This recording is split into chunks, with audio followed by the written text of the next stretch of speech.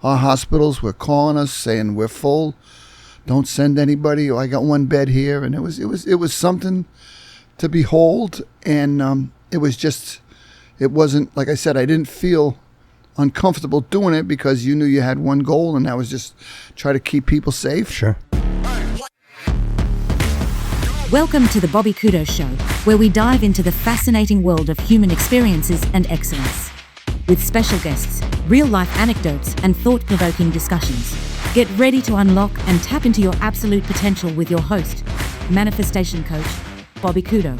Ladies and gentlemen, welcome episode 95 of the Bobby Kudo Show. It is my absolute honor and pleasure to be in Studio B with the 45th Mayor of Fall River, Massachusetts, Paul Coogan. Sir, thank you so much for being here. Thanks for having me, Bobby. I want to shake your hand, sir. No, thank you. First of all, I want to say thank you for your service. You've been here for a long time, and not only that, you've committed a long time to this city. Many will come in and leave and go. You've been here for the long haul, sir. There are a lot of things I learned about you that I didn't know. I know that we are currently in a realm. So a good friend of mine, quick story, a good friend of mine said to me, Bobby, if you ever want to destroy half of your audience, just get into politics, right? And it really is the truth, because for every person, there's another person that is going to oppose everything. And when I think, and I'll say this out loud, I think a lot of it is unfair. You get a lot of unfair criticism. I think it's easy to point the finger when everything is going around. And I think if people actually took the time, like I did, to do the research and look at your history and see what you've actually contributed to the city, I think a lot of them would have a change of heart. I really do. I think things happen in life and directions change and you have to be nimble and you pivot. And I will say that it was very clear that that's exactly what you had to do. So real quick, 1980s to 2015, over 30 years in the education system of Fall River. How many kids would you say you've impacted?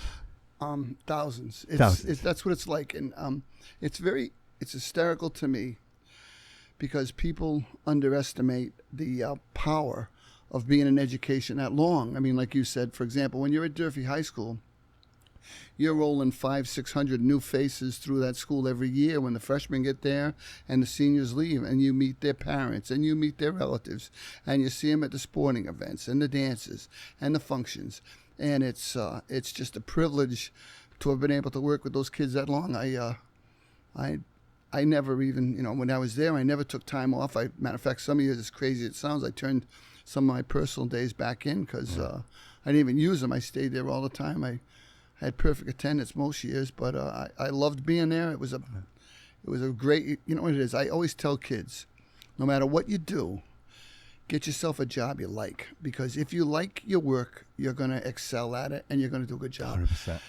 But if you do it for money, after a while, it's going to wear on you. And you're going to make a good living, but it's going to just lead to some discontent in your life. If you're happy, you'll get by. That's always the mantra here. Money's a byproduct. Do what you love, and the money will come. Exactly and it's funny because again, 30 years in the education system, so you've got children that now have the children of their own, and probably grandchildren at this point, Absolutely. right? It's so to see that whole the impact that you have. Right. I mean, because I'm a strong believer that the children are the future. I mean, when you invest in our children, the growth is exponential. You're never going to get more return on investment than investing in the people that are going to make the difference in our lives. Only shot we got. Yeah. So 2016 comes along, and you're like, I'm not done yet. Let me get into the school committee. Yeah. So you join the school committee. What's that like? Well, because of my background in education, it was kind of a natural fit. I had my own set of ideas of what we should be doing to improve education for the kids. I knew most of the people in the district. When you have administrators workshops, you get together from all the schools. Opening day, you're with all the teachers. You see these people around the city all the time. So I was very comfortable fitting into that role, and I had a lot of fun doing that. And that was your first introduction into politics? No, not really, because when I used to live in Somerset, I ran for the Diamond School Committee over there because I wanted to get involved. I was on the Diamond School Committee for 6 years. A few years I was chairman. I had a lot of fun with that, and it gave me exposure to the vocational side of education, which is extremely important. And now at Durfee, in our new building, we have 9 voc programs there too, which again, I I appreciate the fact that kids get hands-on skills to make a living. For real, and I think that's what's missing in Durfee, right? For all those years, the old Durfee, right? Well, there was two old Durfees, but the old Durfee that I remember, it was the lack of having the opportunity to get into some of these trades, right? Have you been in the New Durfee? I have not been to the new Durfee yet. Oh, you should let me take you through. I would love to do that. You would absolutely. I will take you up on that. You would collapse. I would love to do that. It's absolutely spectacular. And to see those vocational shops you were just talking about, you're going to go, you got to be kidding me, because we'll have kids coming out of our cosmetology program that get the same exact hours, certificate, and license that these kids get out here at Paul Mitchell or whatever that is, Rob Roy. See, that's the setup to success right there. That's what I'm talking about. They get something right in there. their hands Absolutely, they can right. use, and it's great. Yeah. What other trades are they offering there? We actually have a great trade, culinary. We have our own restaurant. We have a great culinary department. We have a partnership with the laborers union where we have a construction business where those kids can transition right into the laborers union. I went to a function up there put on by the laborers union where they were giving awards to some of their kids that are in that program. And I don't know if you know what it's like now, Bobby, but you get into a union laborer's position, you're starting in the high 20s. Absolutely. And so you can buy a house. Yeah. You can buy a car. You can contribute and live a good life. But there are, I can't even think of them all. There's a few technology ones. There's some computer ones. It's something to see. Local 610 when I was 18 years old. There you go. So I can appreciate what the union did for me and what the union does for many people, especially in the trades. You know, it's just it's amazing to get through this because a lot of things like I'd love to talk to you about. A lot of people unaware, like they don't know. I think the obvious is always in the air, right? What you see is obvious, but what's happening in the background, right? So if you were to ask some of these children that are leaving the school at this point or graduating from the school at this point, they're saying, well, the opportunity for me was much more different than it was for my parents years ago, right? Because I think we went from, I don't know if you'll agree, but an industrial textile city, right? Like when we had Quaker Fabric here, when we had Joe and Fabrics here, it was Duro, right? It was very easy for us to get into that realm of work, right? I mean, I think a lot of the Portuguese people, my parents included, built their wealth from Quaker Fabric. Absolutely. You know what I mean? And so, it served its purpose. And then all of a sudden, one day, knock, knock, knock, the place is out of business, right? So you've got, 2,000 people out of work. So then the city of Fall River says, hey, wait a minute, we're going to do right by everyone.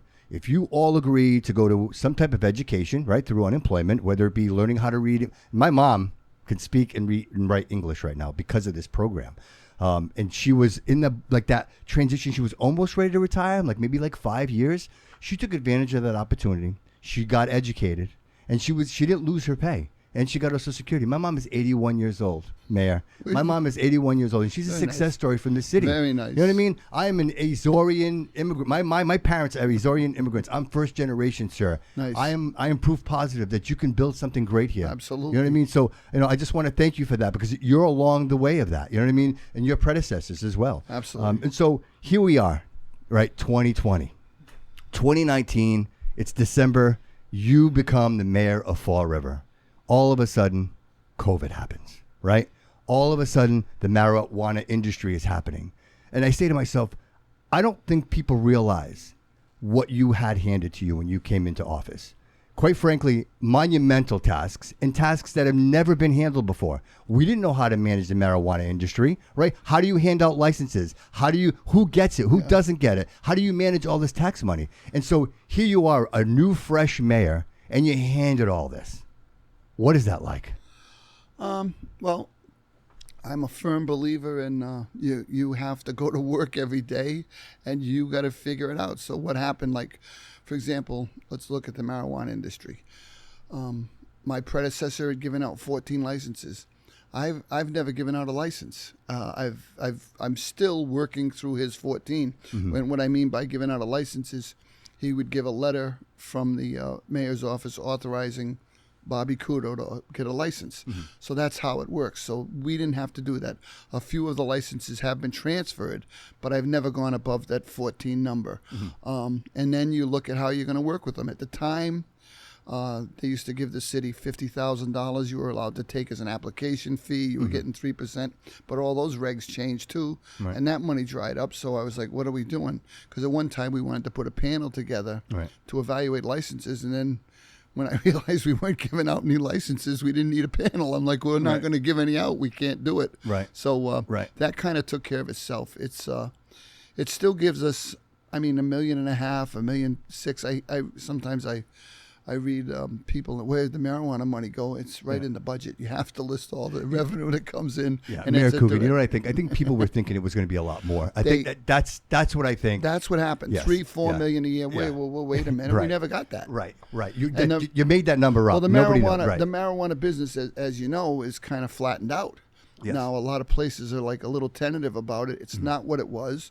I mean, when we first got into it, it was Northeast Alternatives up on the Ave, and the cars were backed up through Tiverton. Yeah. But that's kind of all died down, and now you pull up and get marijuana in a number of places. Yeah, and it's the way it is. Right. And then COVID hit, and I remember I was watching TV with my wife, and I was watching, there's a disease in Washington, D.C. that's killing people in nursing homes. And I was like, what's that all about? Because just like everybody else, I was curious. And that thing swept right across the country. And we were like, what are we going to do? There was like a week, maybe 2 weeks of stuff where they were talking about, you may shut down, we're going to stay open. Then on one day they said, okay, close everything down. And I was like, well, what does that mean? Are we paying these people? Is anyone coming to work? Who's working? What about our police? What about our fire? Right. And then you kind of just all of a sudden they'd put you on a lot of conference calls. And I got to say, Charlie Baker and Karen Polito was spectacular with us. It was something to learn on the job at the time. I mean, at some points I was delivering bags of groceries to people. We had people like Clearview Manufacturing, our mattress place, making masks because they ran out of masks right away. I remember selling boxes of them to South Coast. We had a company down on Slade Street making hand sanitizer because that ran out right away. Wow. Homegrown stuff. And Fall River pulled together. We worked our way through it. It was just very, very treacherous for a long time. I remember going to UMass Dartmouth where we set up that temporary hospital, walking around with Charlie Baker, and I'm saying, please, dear God, I hope we never need this. There was rows and rows of portable toilets, showers all outside and all bunks inside, cots, I mean. But we never got to it, thank God. But it was coming. Our hospitals were calling us saying, we're full. Don't send anybody. I got one bed here. And it was something to behold. And it wasn't, like I said, I didn't feel uncomfortable doing it because you knew you had one goal, and that was just try to keep people safe. Sure. And get through this because it was going to end. Yeah. And it ended, and now we got through it. But it was a wild, wild ride in the city of Fall River. Yeah, but has it ended though? So, and the reason I make my comment is this: it's like, much like those ginormous oil tankers in the ocean, right? Yep. What's it take, like 15 miles for them things to stop, right? Yep. Like kind of like to base it on this idea where, we had COVID, it happened, we made so many changes, right? We had to make harsh, real decisions, right? Here we are. I mean, we're like 4 years later, 5 years later. Like there's still residual of that, right? I mean, and they say it's bubbling up now again. That's what I'm saying. And but it's not what it was. Yeah. Well, you know what's funny?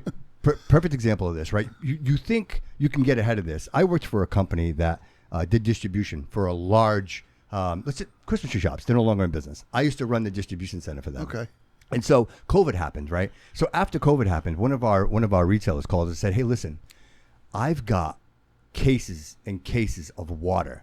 It's all good water. It's pallets and pallets of it. If you guys want it, we'll give it to you at like 1% cost. Just because we've got so much of it, we got to move it out. Of course, we're like, we'll take all of it, not knowing any better. So they bring these pallets and pallets of water into the warehouse. The water was sitting for so long, mice had gone in there and burrowed in there. It literally infested the whole building. Like, so you think my point in saying this is you think you're getting ahead of these things and you're like, oh, wow, this all worked out. And at the end, there are things that are hidden in the backside that you never even seen coming. Right. And so like, to my point, it's like, I think places like the Flint, right? You had so much thriving business there, and then COVID happens, and then, people can't function anymore. And a lot of these brick and mortars are, hey, I got to walk in. Like, it can't be a DoorDash. Like if I'm going to go in and I'm going to try on a dress for a wedding, then, she needs to walk in the building. If I'm going to try on a suit, I need to walk in the building. And those places just couldn't function anymore, right? So I guess the long end of it here is, how do we bring them back, right? How do we entice these people to be like, hey, listen, we were thriving here once. we can bring this all back. Right. I think that is going to be one tremendous lift. My friend had a great store in Swansea, Tickles. Remember that store and all the little rick-rack and all the things? Yeah. And she said at the end, I mean, she closed up now. She's turned it into a restaurant. She's still doing very well, so it's not like anything was bad. But she said in the end, when people would come in to look at her items, they'd look on the phone and see if they could get it cheaper somewhere else. And they'd put in the actual item number and code, and it would say $8 on the shelf there. I can get it for $6. I'm not buying it here. Yeah. She said that you'd see people shopping with their phones. And I think that that's what's happened. You look at the Amazons, the eBays, all these online realtors, retailers. Yeah. You can't imagine the number of business they're doing. I mean, it's crazy. I went to the Dartmouth Mall the other day because it was raining with my wife for a walk. Is that still open? And it's full, pretty much full. Yeah. But there wasn't a lot of people there. Right. So I don't know how we're going to get them back. But with that being said, we do have to get them back. And that's why we're putting so much work into the Flint right now. We would literally incentivize people to move into some of those storefronts up there, which is going to be the next stop. We're doing some storefronts now. Yeah. We have some buildings in our sites that we're going to help renovate or knock down. We have some people that are interested in property there. And we know it's exactly what you said, Bobby. We got to get some foot traffic up there. Yeah. The Flint has some little incentives with no parking meters, and people can pull up and go shopping. So we got to get that going again. It's something very similar to downtown. These are areas that I think fell on hard times, both with the online market and the lack of people going out to stores. But it's not something you throw your hands up and quit. We're working on but it. there is success, right? If you look at Harbor Mall and what that was now, it's a South Coast shopping center. Is that and now you look at that and say to yourself, I remember Kmart. We used to go for breakfast at Kmart, and then nothing for so long. And now it's buzzing. Like, you got to wait. I mean, you can't get in, you can't get out. All those stores are ranked high. Like, I think Market Basket is number 7 in the chain. Yeah. Those stores are all ranked high in their ratings for their companies because there's a lot of foot traffic. There's a lot of people in there. Yeah. And I'll tell you a story about that. I went up there with my wife one day, and she had never eaten a Chick-fil-A, so we walked in. And we go in the restaurant, and there's a bunch of young girls there. They're probably 16, 17, looked like a volleyball team or something. So I thought it was Durfee kids. So I said, hi, how are you guys doing? Oh, man, where are you from? They said, Portsmouth. I said, Portsmouth? They said, we're on the basketball team. I said, oh, you look like athletes. I'm standing there with my wife. And I said, you come up here from Portsmouth? We love coming here. We shop here all the time. And I said to myself, that's perfect. That's exactly what you want. Have a nice day, right? guys. And I walked away. That's a win. It's a win. That's an absolute win. It's an absolute win. And so, like, on the back of that, I'd like to talk about South Coast, right? And what happened with Steward Health Care Group, right? Mm-hmm. And so now it's Brown, and I believe Brown came in. Like, you had something to do with that, right? Mm-hmm. Again, that's one of the biggest hospitals around. I mean, St. Anne's Hospital, that's a juggernaut in our city.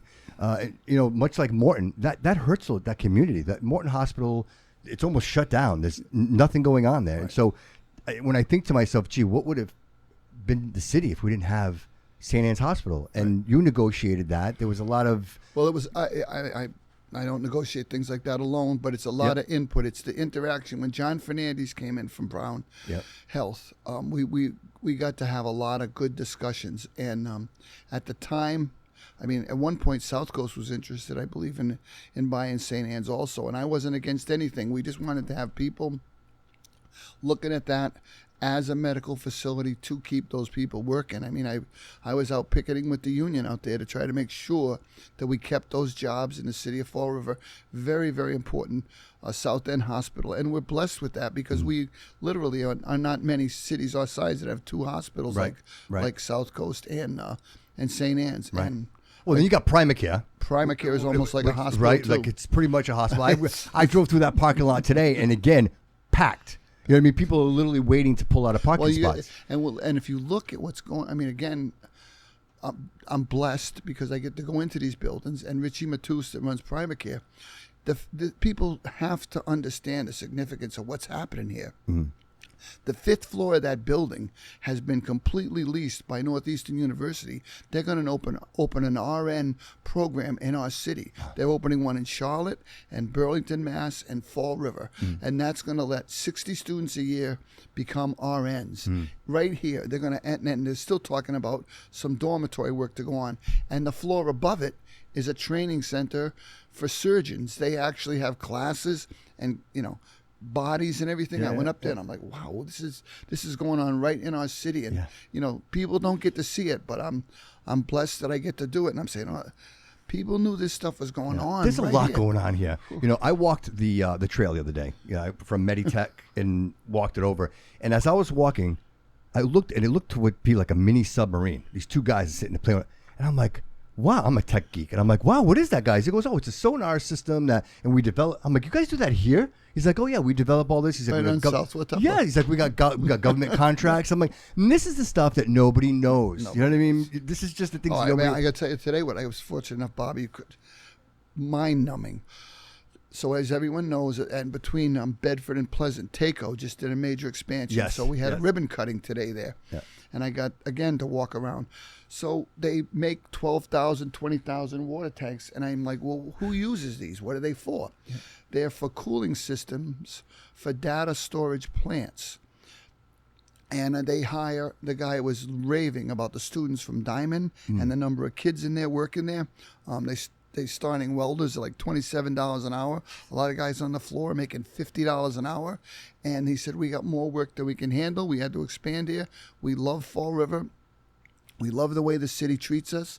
And it's just a major industrial building right down on that corner. And it's funny. I had some experience in that building. I knew what it was before, and I got quick eyes on it now. Amazing. Like the technology, the way that they organize that place. And it's wild. What a success story, right? And it's not just them. If you go up to Airport Road, you've got the industrial park. There's a lot of industry in the city. So my question to you is, how do we get more? How do we bring in more industry? Well, again, the problem, one of the problems we're fighting is space, because the industrial park is almost full right now. We have an announcement probably coming up within the next few days about the first piece being sold along 79, which again will provide jobs for people. And I put a high premium on construction jobs in the city. Yeah. It's one of the things we end up disagreeing with people about when they're talking about housing. I'm saying, well, you have to understand, if Bobby Kudo says I'm doing a $50 million development, for some reason some people in Fall River think, oh, he's making $50 million. No, he's not making $50 million. He's going to make a percent of that, but the majority of that's going to salaries and to supplies that keep other people working. Yeah. So industry in the city of Fall River, if you go out far enough in Industrial Park, you'll see a huge plant going up there by Freeze Pack. The company that bought that land, trying to think of it, has 3 or 4 more spaces. There's another plant going up that Jonkus is doing right on the left there. So there's still growth going on in the industrial park, and we are actively recruiting companies, obviously. Sure. We have trouble when we're competing against the Mississippis and the South Carolinas, but we know the key to a thriving city is getting enough people in their jobs. Sure. And if it's small business, we love them. Yeah. And if it's a large company like TACO, we love that too. Yeah. Well, you also need the populace, right? You can bring any business you want, but if you got nobody to work, then it just doesn't work. And I think those are the details that people don't realize. Right. Everybody can have an opinion, everybody can have criticism, but they don't understand the actual detail that goes into putting something like that together. But I believe it all starts with an idea, right? So, just real quick, fun question. Do you have any fun projects, stuff that you're like, wow, I really like to see this happen in the city? It's funny because Carlos was sitting and he mentioned something, and I'm just only going to mention it because I thought it was really cool. And he's like, we have the battleship, right? He's like, what if we did a show down there? What if we had like water cannons that, you did like a show and people running around and you almost did it like a Disney kind of, and I'm like, you know what? I never even thought of that. What a cool idea, right? That is so funny because when I was a kid, we were in North Carolina, and the USS North Carolina, I think it was in Wilmington, they did a show every night. They'd fire the guns. They'd have sound effect. Here come the Japanese, and they were making it like it was a war zone. And some guy would jump in the water, and it was just a wild show. Yeah. But what we're doing, for example, what we've done with the Norton City Pier, and if you had the opportunity to go to a couple of our concerts there, and if what we did with the 4th of July, we're going to carry that into the fall now and through the winter. The Carousel now with its ice cream, and Carl, who owns the Grist Mill, Tipsy Toboggan, a number of restaurants. We're working with him right now on a skating rink in front. Oh wow! A pumpkin festival around Halloween. He's going to have a 26-foot pumpkin out there. Kids can go pick a pumpkin out of the patch if they ride the carousel or something. So there's some things we're working on. We think the fun in the city is going to be in our parks and in our waterfront. If you look at what's gone on, and then of course the special events, like we're already working with the state for Massachusetts 250. Again, these are ideas. We're looking at having a little carnival right in that parking lot next to Heritage for a couple of weekends down around the 4th of July next year, and then really make it something special, some really high-end concerts. But these are all ideas. If we have our way, I mean, we're going to keep improving our parks. We're going to keep improving our waterfront, and we're going to give people plenty of opportunities to do things. Every year we do our Christmas show, and that's just spectacular. We sell that out most times, but it's something we're working on. We want to make the city have a vibrant arts and fun places. Like, go buy pickleball at Kennedy Park. I never even knew what pickleball was, but it's exploded. That place is so busy. The Narrows, they have, 200 shows a year. They fill the place all the time. Now we're getting restaurants in front with Primo's, and right up and down the waterfront, Barrett's, the Cove. These are all things that are coming together and go a little further. You got Morgan's Cantina and the Pier 52 and Tipsy Seagull. These things are all coming together to give us a waterfront and then to filter back into the city so that it is fun living in Fall River. Yeah, it is. And there is activity. And I enjoy all of it, I'll be honest with you. Probably more than I should, to be honest with you. But with that said, Paul, so I think, me, I'm just a guy. I'm just a citizen. And I say to myself, I can identify the important things, right? And I say to myself, infrastructure has to be one of the most important things, right? Like, if you can't drive down the street and get where you're going, that's a problem, right? If you turn the faucet on and there's no water, that's a problem. Like electricity, that's a problem. And so, like, leading my question to you now is, obviously the city needs some help, right? The streets are in disarray, but there's always the construction happening. Do you see like a long-term plan, like something that's going to be maybe perpetual in the city and in the repairs and the infrastructure and some of these buildings? Well, that is the plan. I mean, look right around the corner here, Bobby. You got that building on the corner of Columbia and North Main. It's just a complete mess. I got the schedule I here. learned how to play accordion in that building. You know that? I was a child. Yeah. I'm glad you got something That was a long time ago, man. That was a long time ago. It drives me nuts right now. But And the capital improvement plan is a 5-year plan to do renovations in the cities. Okay. Right now, we have we've taken care of the Sylvia School on Hartwell Street, both with the fire and with the sale, to get that knocked down because that's a complete eyesore. The police department, I think last week or the week before, we disconnected the water and the sewerage. We're now going to start getting prices on knocking that building down. Columbia Street, which is going to be a huge project with new sidewalks and a beautification the whole way down, redoing that park right next to Santa Cristo. That was very simple. We met with the bishop, and I told him, you own that land. Those pavers are every direction but the right one. What are you going to do? Someone's going to break their neck. And he said, well, we don't want it. And he said, I said, well, you got to either fix it or sell it. He goes, you want me to sell it to you, Paul? I said, yeah, why don't you sell it to me? He goes, what do you want to give me for it? I said, $1. He goes, you want to give me $1 for that? I said, I'm going to give you $1 because I'm going to put a lot of money into it. But and he said, I'll sell it to you for $1. Wow. So we bought that little square for $1, and you'll see progress going on there.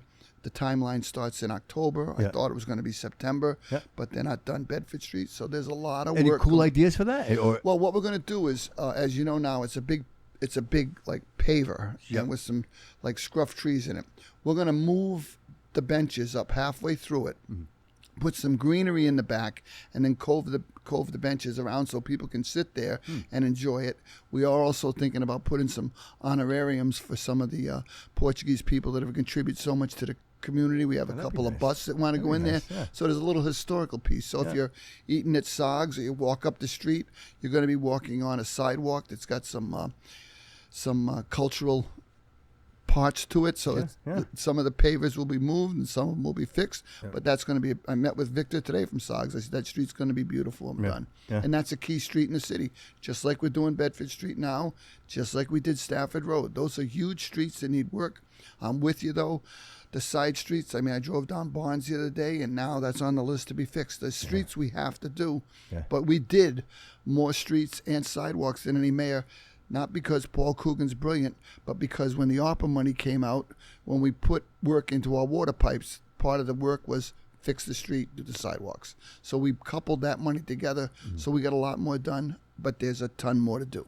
You know, I always think to myself, and this is just an idea, right? And I know you're an idea guy. You know, it'd be great to have local people doing that type of work. You know what I mean? I say to myself, wouldn't it be wonderful if, you know, Gonzalez on Quarry Street said that, hey, I want to work with the city, and, you know, maybe we give them the incentive to do so, you know, and, Right. and then they just continue this ongoing, you know, project to Well, just. we use mostly Century and LAL. They're both Fall Okay, River yeah, companies. Century, yes, yeah. They're both Fall River companies. They do great for work. Bisco's still another local. But with all public money projects, or most of the big ones, Bob, you got to put it out to bid. Yeah, right. And that's not, I mean, you can tell people, like when we did Durfee, we asked for a certain percent of the employees to be Fall River residents. So we hit them with that. We want you to hire from Fall River. Yeah, that's what I'm talking about. Maybe Right. some incentive. Because Right. you know what, Paul? This is my home. And if Yeah. I'm going to do it, The money stays here. yeah, I'm going to do it, man. You know what I mean? I love this place. And Yep. so I know that my pride is always here. You know what I mean? And Yep. I think that we genuinely care about our own more than we do everything else. You know what I mean? For sure. Yeah, yeah. So, you know, I don't think people know this, but you're married to an Olympian. Yeah, my wife is the famous one in the family. I'm a tag along. Yeah. I was blown away by this. So, Barcelona. We went to Barcelona. Can you tell us about that? Yeah, it was wild because I had obviously never been to the Olympics, and first in the United States, it's not a selection committee. You got to go make the team. So we went to New Orleans. Yeah. They tried to replicate the weather that was going to be in Barcelona, so it was in the 90s. It was just absolutely melting, and it was so hot in New Orleans that I think she did her first race. The trial was in Sunday, and I think the final was Friday. So we came home in between so she could get a massage and run in some cooler weather. And this is the 10,000, right? This 10,000? is the 10,000. So anybody that doesn't know what that is, that's go up to Durfee or Diamond. That's 25 laps of the track. And it's a grueling race. When we got to Barcelona, she had her trials. She made it through to the final, which was just totally electric.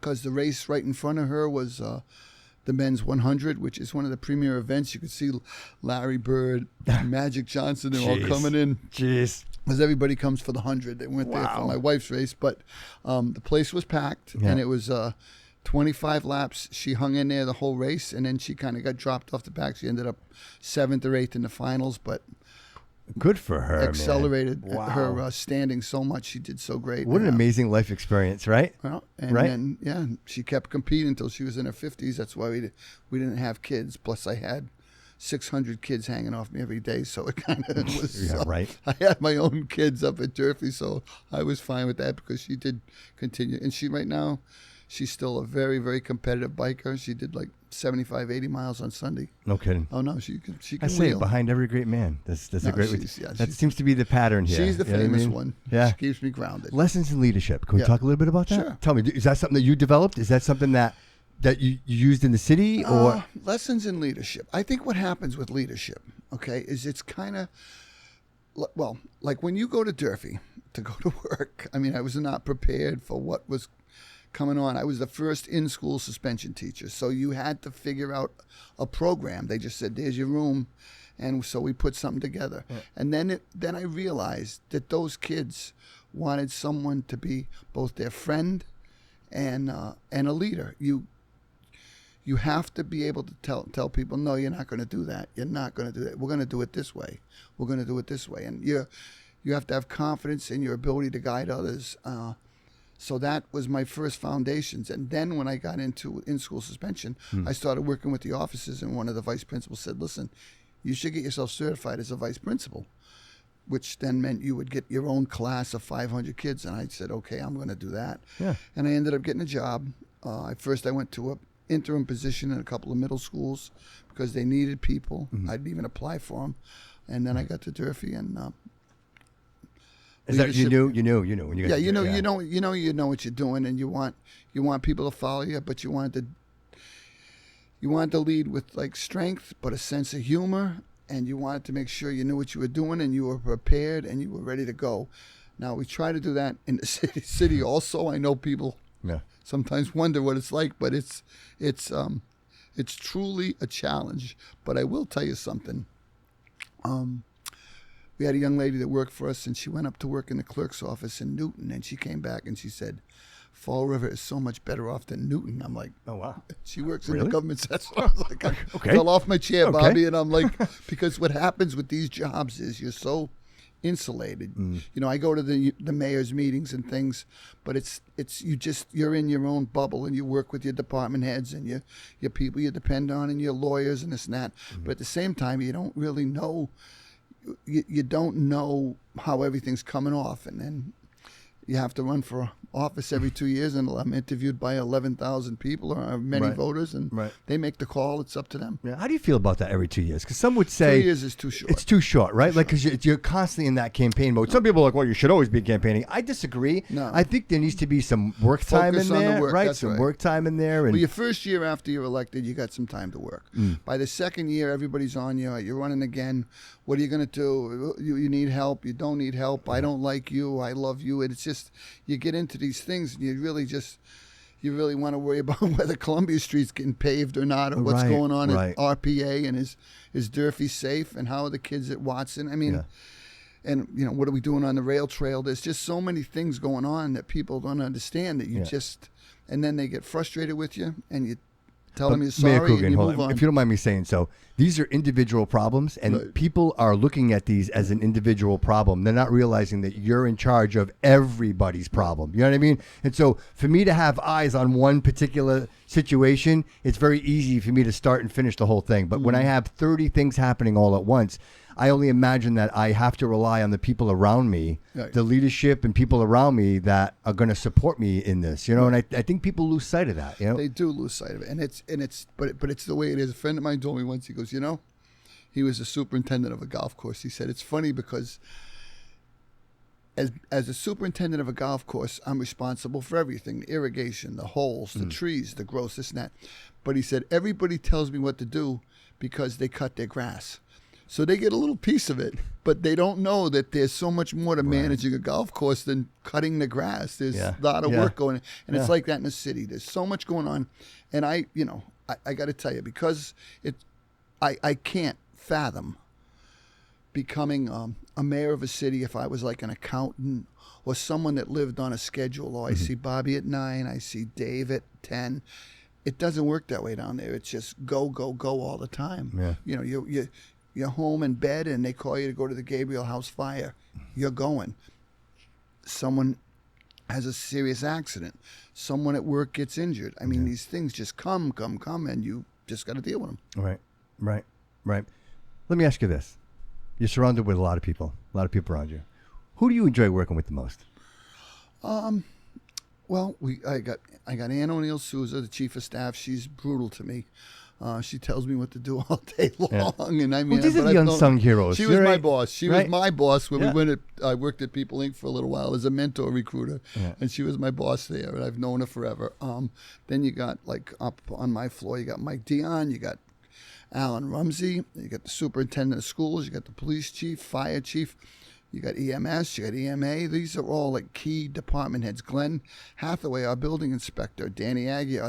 There's like a team of probably about 20 or 30 people that you have to depend on to go to work every day and know what they're doing.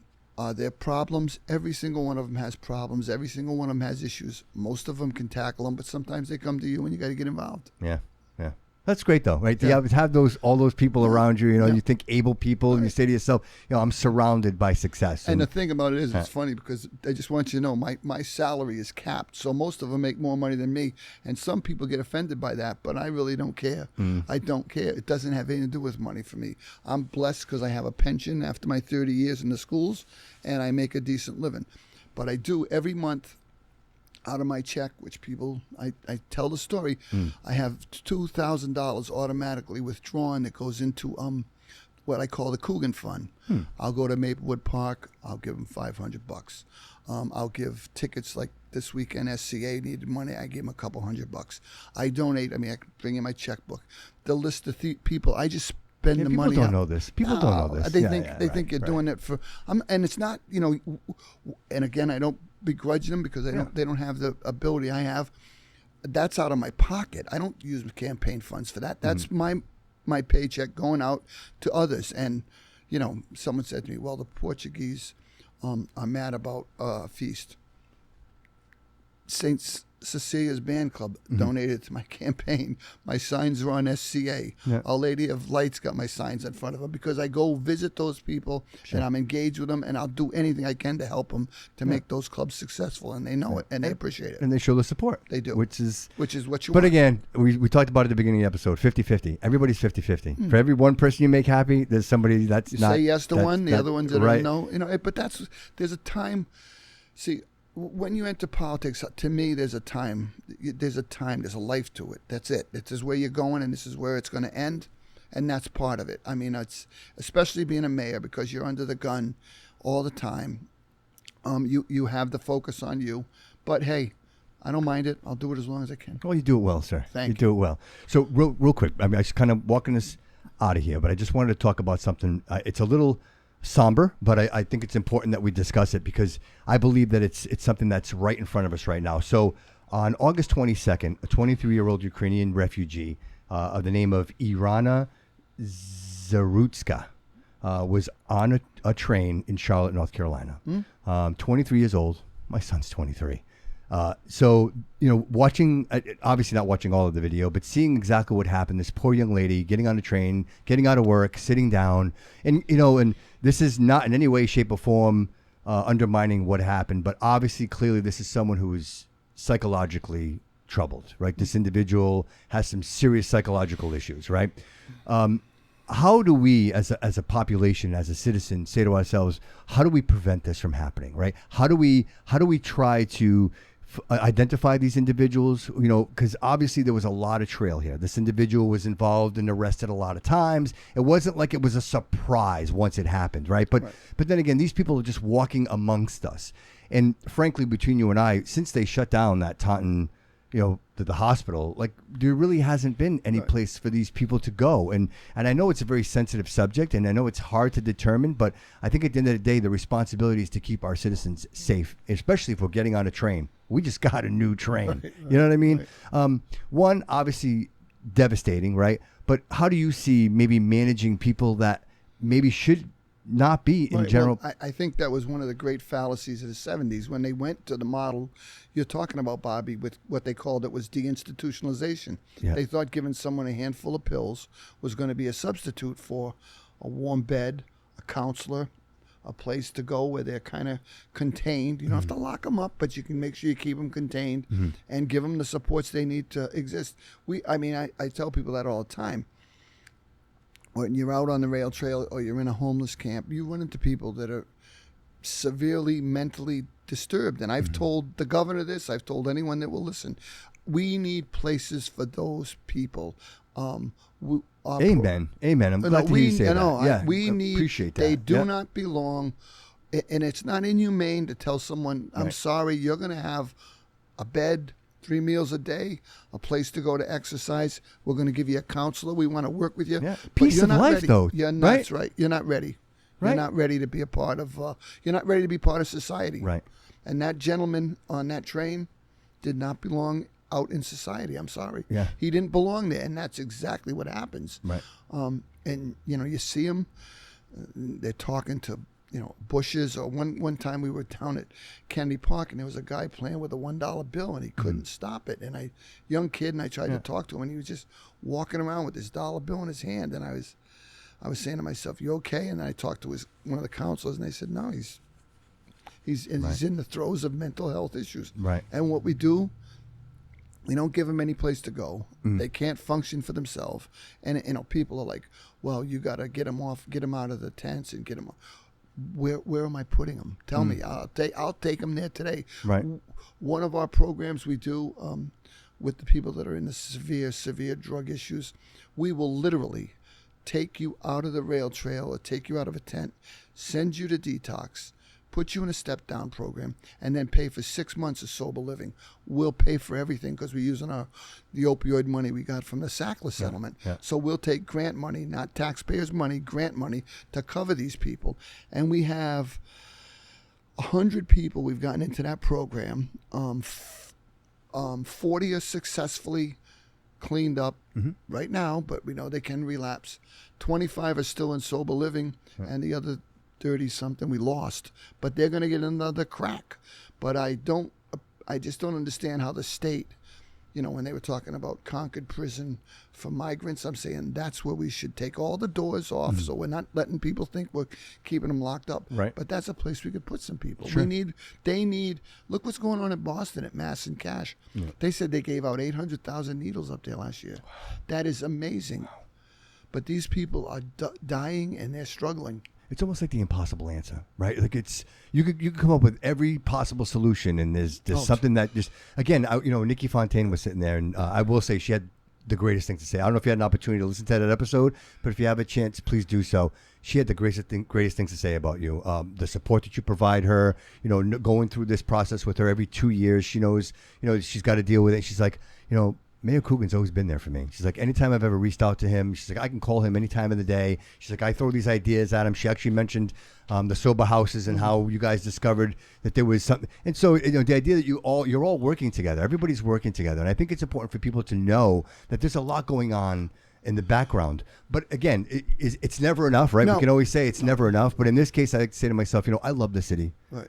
Mayor Coogan. I genuinely love this place. And that's why I'm here, and that's why I'm doing this. And, it's amazing to me to have you sitting in that chair. And it took me only 95 episodes to get here, right? That's all right. But I'm so grateful for that. And, I just want you to know that there are people that appreciate the hard work and effort and sacrifice that you make. If you want to live on Facebook, God bless you. Mm-hmm. None of that stuff is verified. Yeah. None of it's real. I have no problem with using it to attract people to events, get people to get involved, to reach out.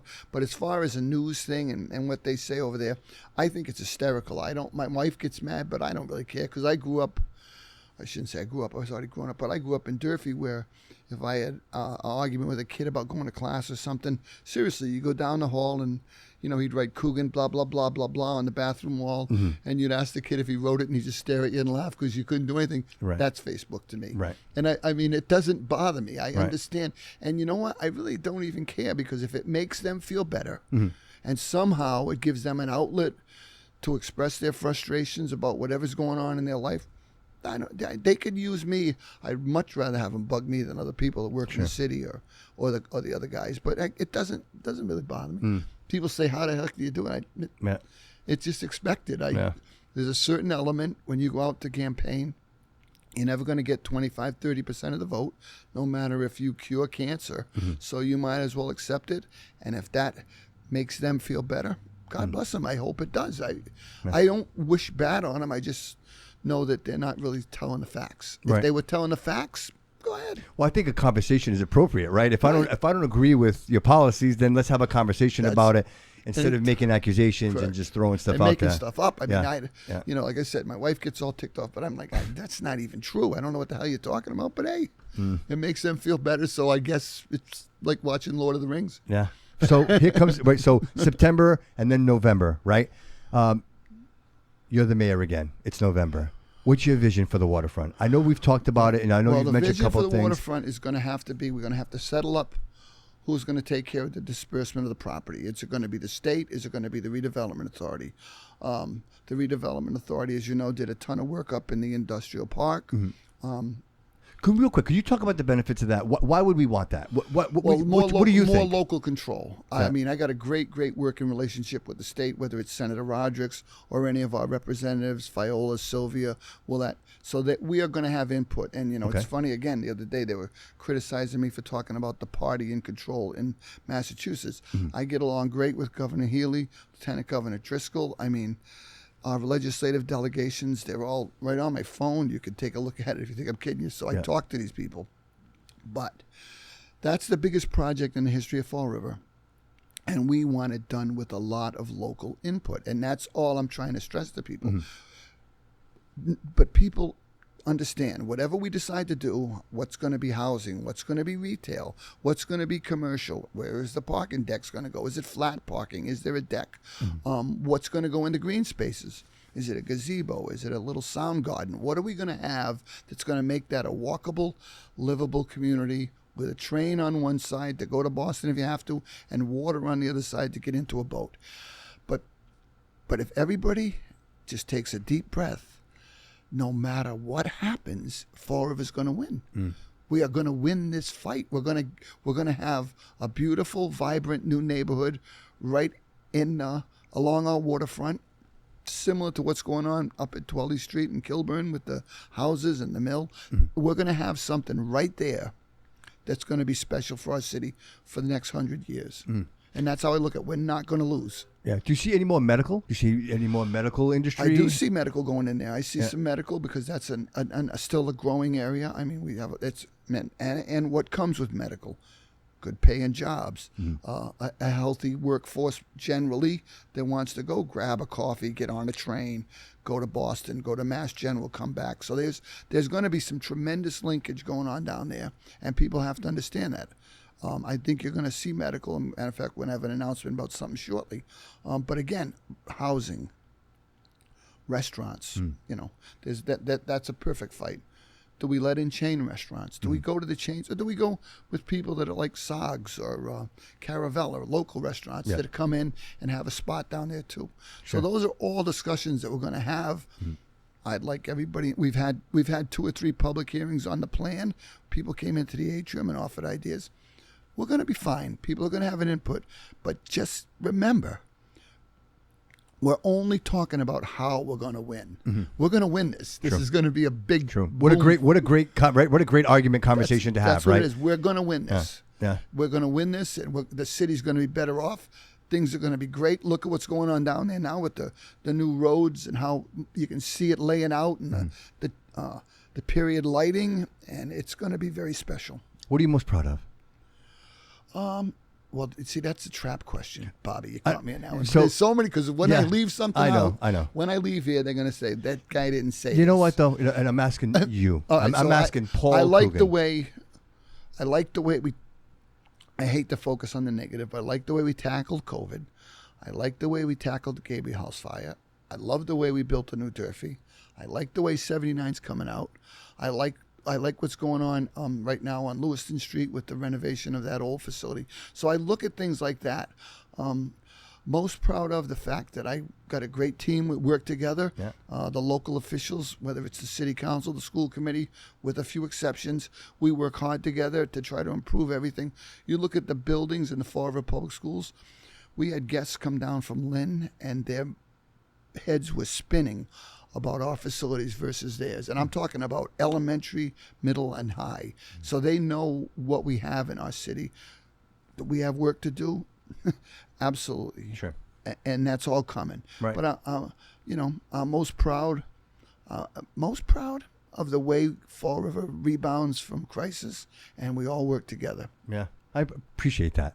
Here on that one. Yep. I love that because we are a thriving city. Yeah, we are resilient. And no matter what they throw at us, we always come back. We always come back stronger. And I think from the meager beginnings, my Vavoo came here from the Azores, and they owned the house literally across the street from where we are right now. Oh, really? My Vavoo owned the storefronts. So this is all real for me. You're home then, Bobby. Right? Yeah, I am home, sir. I am home. And so it's like, for me to be here, sitting with you, having this conversation, Mayor Coogan, it's outside of what I thought possible at being so young and so little, right? Because you look at the struggle. We all worked so hard, right? If you didn't work, you had nothing, right? That's what we were taught. And to finally get here and to be in a space in my life where I can sit down and have a conversation and tap into your journey, sir, like, this is what it's all about, man. And I just want people to know that it's possible. You just have to work for it. You know what I mean? The kids, I was doing a walk through the 2 days ago at the alternative school to see how that's going, and I tell kids that's you know, I remember standing on a street corner with my buddies, and I said, gee, if I can just make $300 a week, I'll live a good life forever and ever and ever. But it doesn't work like that. Right. Whatever's coming's coming.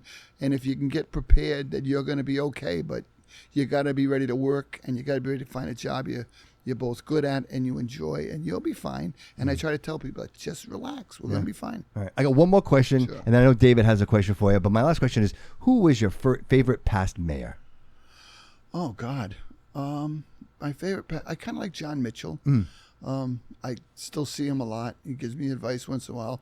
But again, Oh, another no kidding. trap So you guys question. talk. That's no, really. That's a quick. I only mention that because Eddie I have my Lambert, I favorites still too. talk to. Yeah, I mean, yeah. Carlton. My wife's in love with Carlton Viveris. Yeah. I'm waiting for her to leave me and run off with Carlton because every time we go to a function or anything, she ends up talking to Carlton, and I'll come over to say a word, and they're both pushing me away. So, but it's Carlton was great too. So I mean, I do talk to former mayors, whether it's Carlton, Eddie, or John, but they all offer input. People don't know that. To tap into the past, Oh, right? no, I mean, that's no. right. That's the fountain of youth. That's the fountain of youth right there. Absolutely. And I love to hear that you're talking with them and that they offer you advice. yeah, That's so important. It really matters. David, you have a question for the mayor? I do. All right. How you doing, Mayor? There's David. So, a little while ago, Bobby asked you, what was one thing you were proud of, your most proud moment being mayor of the city of Fall River? Is there something that you could go back during your 6 years and change? Like let's say, for instance, obviously something that, let's say decisions were made and you thought there was going to be an outcome and it wasn't the outcome.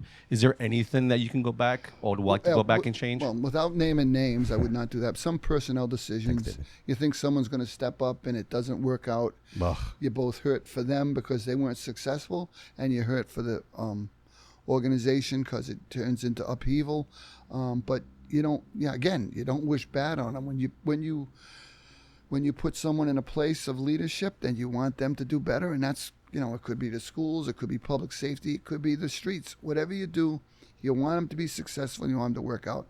But if they don't, then you got to move on and try to do what's best for the city. And I'm struggling with that right now. I'm painful. I'm in the middle of that right now. That's amazing that you would say that. It's painful. It is hard. It's very hard. And because a lot of these people, I've known them and they're friends, and you work with them. Yes. Then if you don't know them, you work with them. You say, "Boy, this guy's doing well." Yeah. But you find out it's not that way, and you're in a position where you got to make a tough call, and that would be the number one part of the job that I think where I could have done better. I would have worked harder to find out if that person was the right fit, or am I putting someone in the right place to be successful, which is all you want for them for the city. Of course. Yeah. Wow, great answer.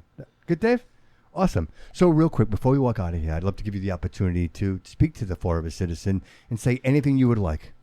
Well, it's funny. I go out and I have to do this every 2 years. You can tell I'm not negative. I guess my opponents have to be negative to try to win votes, but I still think that you can win a hell of a lot more votes if you say what you're going to do and how you're going to make the city better. And you never know, maybe you'll give me an idea. But at the same time, we got a real hard-working team down there. We show up every day to work. We do our best for the city. There is an absolute ton of positive things going on in our city. Do not discount them. We have people that want to locate here.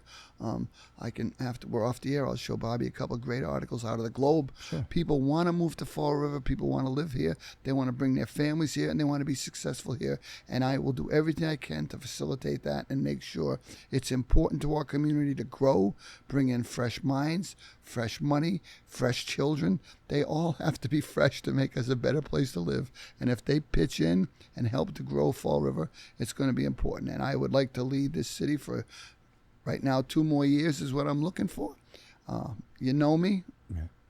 I don't think I've ever lost a primary or an election. And if you could be nice enough to vote for me again, I really would appreciate it. And if you listen to this today, I appreciate that too. So thank you very much. I appreciate you, sir. Thank you so much for making the time to come in. I know you're a super busy guy. I know you got a busy evening. Like you're nonstop. Your schedule is pretty tight. And so the idea that you would come in and give us this opportunity to tap into your journey, No I'm problem. very Anytime. grateful. I'd love to have you come back in. Yeah, and we'll try to get you up to Durfee. Yeah, Take a absolutely. walk. 100%, Mayor Coogan. And I would love to get in. Maybe we get into the young Paul Coogan, right? No, you don't want to do that. That would be, you better call that Nightmare on Prospect Street. You don't want to do that, Bob. I'm always interested in the journey of great leaders, man, because you are a great leader. And, the city is very fortunate to have people stepping up to the plate that genuinely care. Well, that's the thing. I got to understand. I mean, I was a kid. I grew up in a family with 11 brothers and sisters on Prospect Street in Fall River. Everybody graduated from Durfee. And I tell everybody the same story, which they've got to understand how important it is. My parents, we never had, because you're feeding 11 mouths, you don't have a lot of money. Mm-hmm.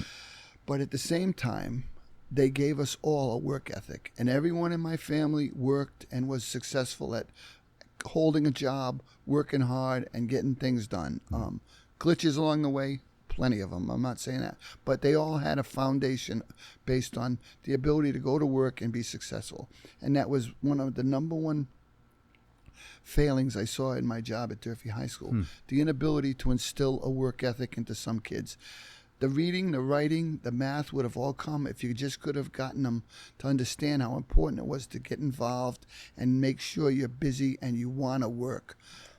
Some kids didn't want to do it, and it was they wouldn't work in class, they wouldn't work at work, and they wouldn't work at home, so it was hard. And I wish they understood the importance of it. But hey, we do the best we can. The universe has a funny way of kickstarting people. You know what I mean? It does. You know, It kicked me. Right. We all get it at some point or another. And some are later in life, and some are fortunate enough to get it when they're young. You know what I mean? That's what Me, unfortunately, I got it later in life. But either way, I Better made it late here. than never, Bobby. Believe it. Mayor Paul Coogan, thank you so much for being here, thanks sir. for having Good me luck to you. Thank I hope you. I can call you friend, sir, and I hope to get you back in the studio again. Maybe soon after we get all this noise. Maybe we can talk about some of the projects that you have in place. We go over to Durfee. Maybe we do a walkthrough there, and I'd love to check that out. And maybe grab some lunch, man. We can eat right at Durfee. I appreciate you, sir. Okay, thanks, Good luck. Bobby. Yep, Thanks. bye-bye. All right. Everybody, we appreciate you being here. Thank you so much. Remember to like, follow, and subscribe to the show. We are so grateful that you're here to experience this monumental moment for the show. Once again, we appreciate you. And remember, always remember that all roads lead here.